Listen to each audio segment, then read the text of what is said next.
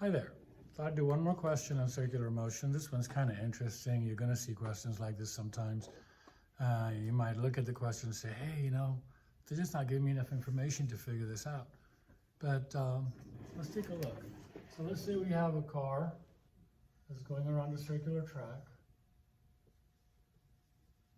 And let's say the coefficient of friction, yes, that guy, is 0.78.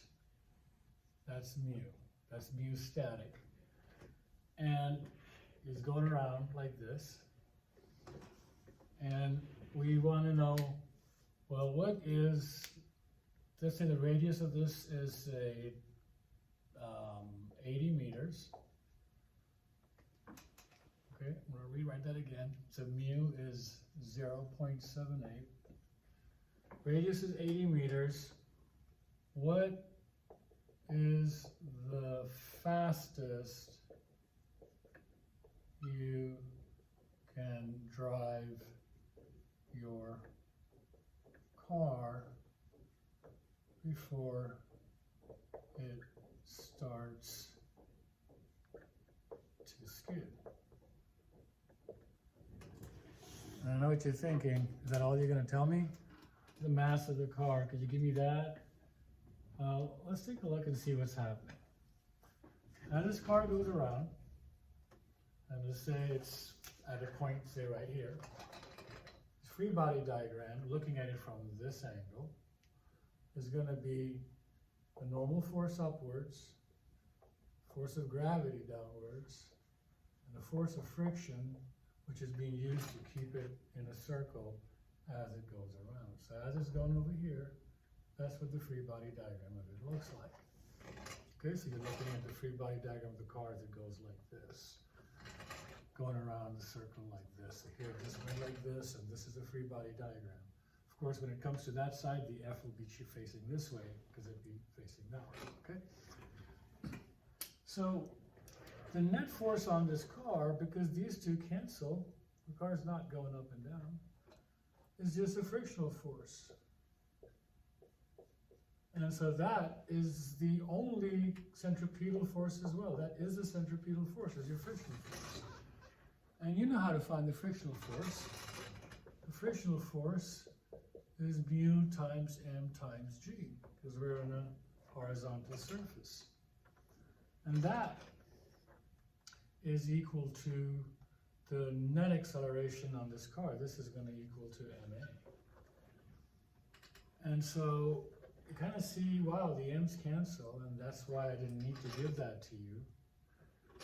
And we can figure out what is the acceleration of this car, and it turns out to be a is equal to mu times g. And that is also the centripetal acceleration of the car. Okay, so now we see, well, what is the maximum velocity that you can take this to? All right, so now when I take it to the maximum velocity, I have mv squared over r, and that is my centripetal force.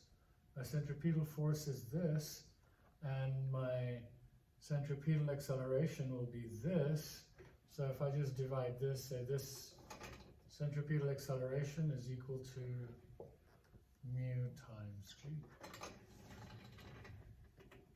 Okay, that's my centripetal acceleration. That's the acceleration that's being given by this force.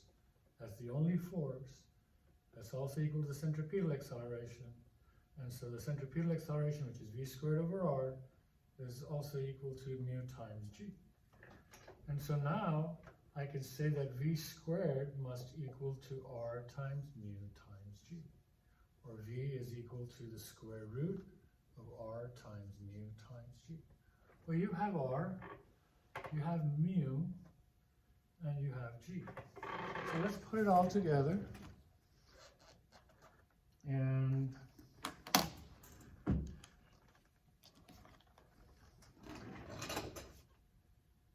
the square root of 80 times 0.78 times 9.8.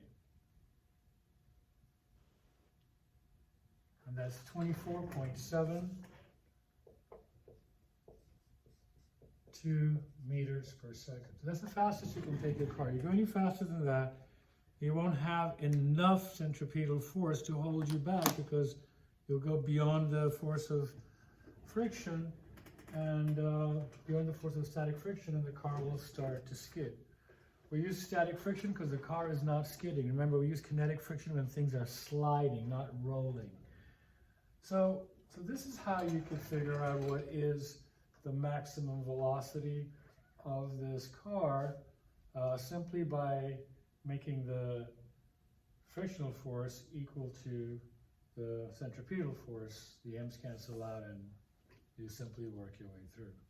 So I hope that helps. This is really interesting because if you look at this, you see that it doesn't depend on mass. I could have been using a truck or a car. The velocity, the maximum velocity only seems to depend on coefficient of friction, the radius, and g. Again, you could ask, well, what would happen if I took this? Would I be able to go faster around a curve in Jupiter, on Jupiter versus on Earth? And you say, well, yep, g would allow my velocity to be bigger because g on Jupiter is bigger, leaving everything else the same. Okay, same track, so we have the same coefficient of friction. Just remember, depends on the surfaces. All right, guys, I hope that helped understand how to do questions like this. You come across it, you can kind of watch this video and see how we worked it out. All right, bye for now.